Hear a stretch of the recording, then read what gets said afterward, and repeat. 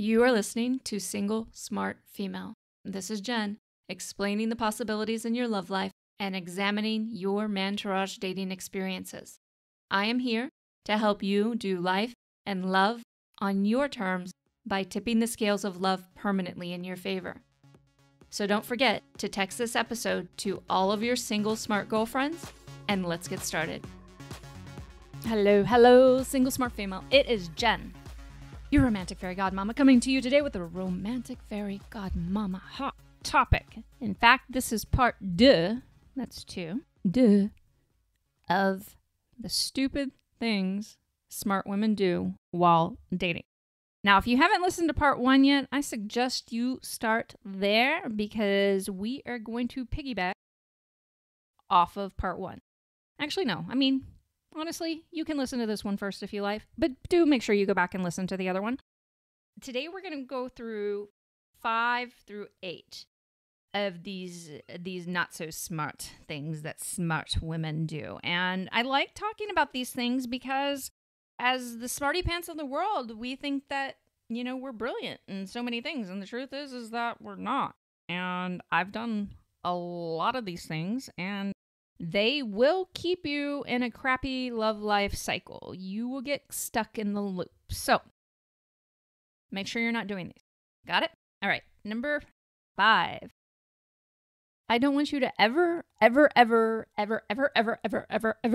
pretend again that you're not interested in a relationship unless you're indeed not interested in a relationship.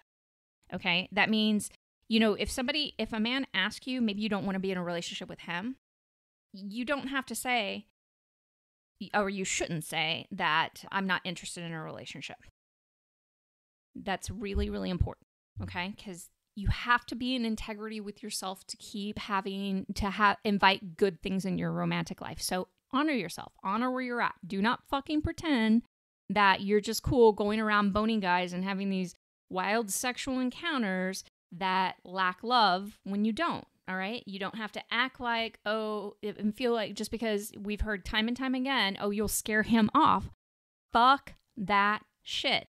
Real men are not scared off by the idea that a woman wants a relationship with the right man. And that's a great phrase. If he asks you what you want, you say, honestly, I would love to have a relationship with the right man and eventually marriage and possibly kids and whatever part of that you want. Now, again, if you indeed have no interest in having a relationship, then you feel free to say, I have no interest in having a relationship. A, don't tell a guy that just because you don't want to be with him specifically, but it is what you truly want. And B, always admit to what you want. All right? Always be vulnerable enough, and you're going to have good boundaries because vulnerability and boundaries together are sexy, very sexy. But be willing to tell the truth. Because if you can't even say that truth out loud, how do you expect to have an amazing love life? All right? Because what we do is if we're not willing to say it, then we start trying to pretend to be somebody we're not so that we can lure men in. And that shit over a lifetime backfires over and over again. So even if you are able to make it into a relationship, there'll always be pieces of yourself that you're hiding because you set the precedent that that's what you do in order to attract him. And as adored women, we don't do that shit. Okay? Number 6. Get extremely pissed at him if he doesn't want an exclusive relationship right away. All right, ladies. The fabulous thing about mantourage dating, when you do it well, when you do it right, is that you don't have to be pissed off if a certain guy doesn't want the relationship that you want right away. You have plenty of men to continue to explore your options with, and the right man will step up at the right time. Especially when we focus on that one guy, and like I talked about in episode 1, we exclusively date somebody that we're not in a relationship with. It's so easy to get pissed off if things don't go well. But when you have a vibrant, thriving mantourage, it's a completely different scenario. So let's say, he's got things going on in his life. He's not paying attention to you exactly the way you want to be treated. Great. Mantourage member number 2, he is treating you like a queen. You are enjoying yourself. You're doing all kinds of fun things together. and you are exploring your romantic options, living in the moment and sucking in the goodness of life and men. All right? This is so very important.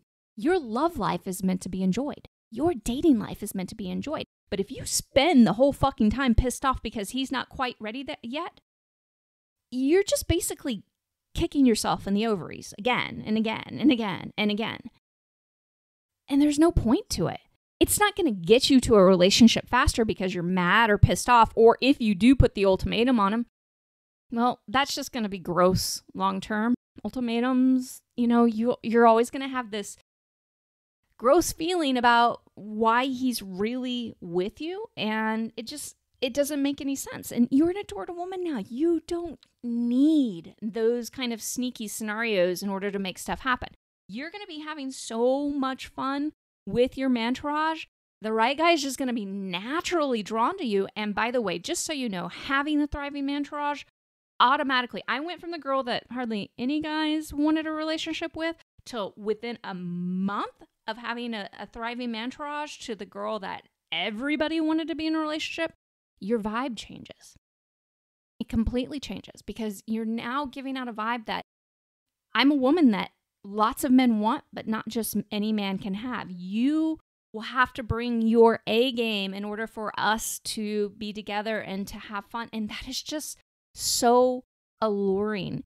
Now, I also want to put a little note in here, a little footnote. The other thing is, if it really boils down to it, why is it not okay for a man to want to take his time?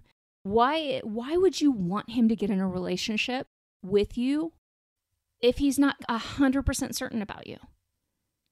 It just doesn't make sense. I wouldn't want you to get into a relationship that you're not really certain about either. So why is it that men have that expectation that something, that it's okay to be pissed off at them if they're not ready yet? It doesn't mean they've been deceiving you because they've been dating you and getting to know you, all that kind of. He's still assessing and evaluating everything. And you have that right too. So use it. Develop your mantourage. Have a fucking amazing time. And quit sweating the stuff like this. You will end up with the relationship that you want when you surrender to the process. By the way, if you need help with that process, come see me at secretsocietyofAdoredWomen.com. Number 7, become obsessed with him.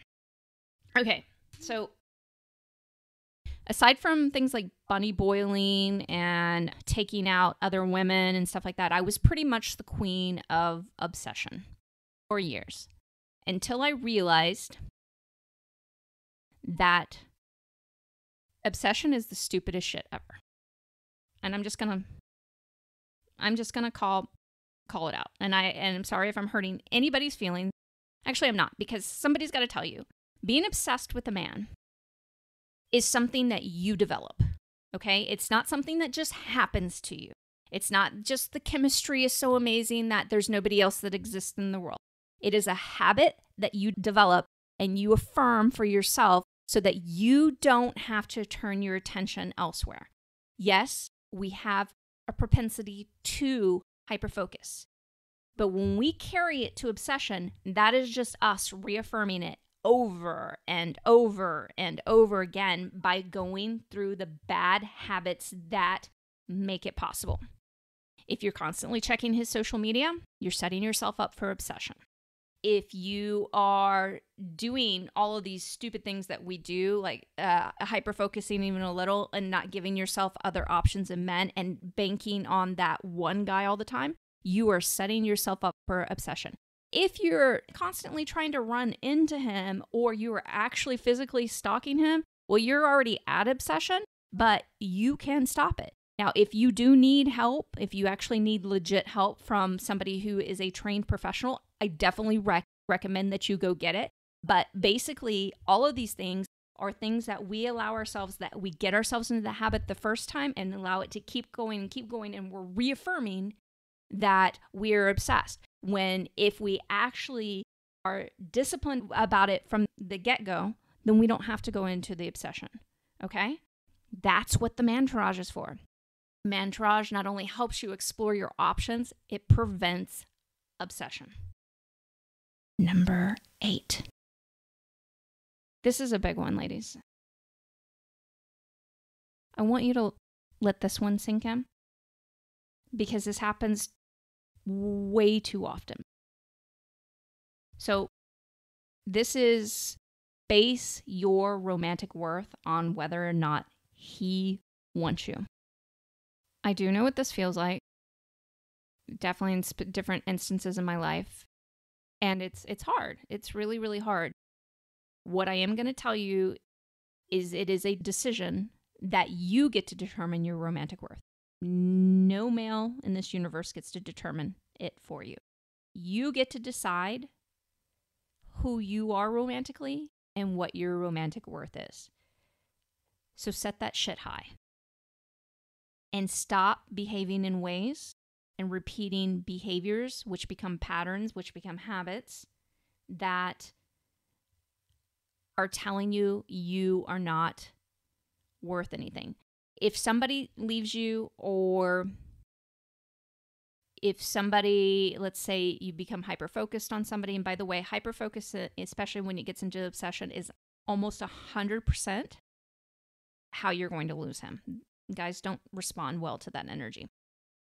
But it's really important to understand that you are going to have to make this choice to break free from that. And you get to choose, again, what your romantic worth is. And your behaviors and how you treat yourself is what's going to become your romantic worth in the eyes of men around you. So let's say you have a really bad scenario. Something happens, you get left, it's devastating. And I'm really not being dismissive of that. I do know how that feels. But does that mean your romantic worth is completely gone? No, it's still there. But it's your job to uncover it again. It's not somebody else's job. And you can wait around and let somebody else discover it. But when you do that, you're setting yourself up again to have it ripped away. When you decide it for yourself, nobody can fucking rip it away from you. It's yours. It's yours forever. You get to determine it. You get to decide on it. You get to claim it. You get to act out on it. And you're going to upgrade your love life significantly. And you can't become an adored woman until you decide that you have extremely high romantic worth. That's truly, truly important. You have to start seeing yourself differently in reference to men. Okay, lover girl, it's time for the final thought on today's show. When you determine your own romantic worth, no one can ever take it away from you. Hey, lover girl. Thanks for joining me today and texting this episode to all of your single smart girlfriends. If you have a question that you'd like to submit for on-air consideration or want to learn more about working with me, then meet me over at singlesmartfemale.com. See you there.